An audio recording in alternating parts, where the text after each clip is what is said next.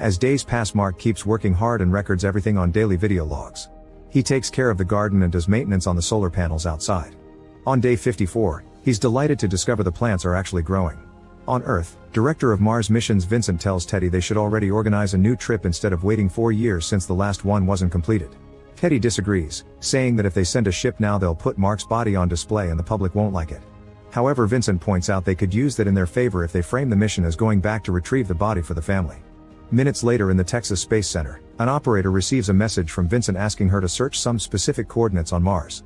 She uses the satellite to check the area and is shocked to discover there have been changes at the hab.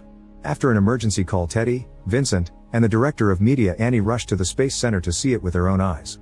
They conclude Mark is alive and begin arguing on how to proceed since the general public won't react well to hearing they left an astronaut behind and the crew will probably feel guilty. Teddy thinks Mark won't survive without food and Vincent worries about Mark's psychological state because he probably thinks he was abandoned by his peers. The next day Teddy appears in another press conference announcing that Mark is alive but he can't answer any questions because he lacks more information. The crew isn't informed of any of this yet. On day 70 Mark concludes he needs to start thinking long term. The team that will arrive in 4 years will land 3,200 kilometers away from his hab, so he'll need to find a way to get there. The first problem is the only working rover, which can reach a maximum distance of 35 kilometers before it has to be recharged. The second problem is that the trip would take 50 days to complete, so he would be living in a rover with minimal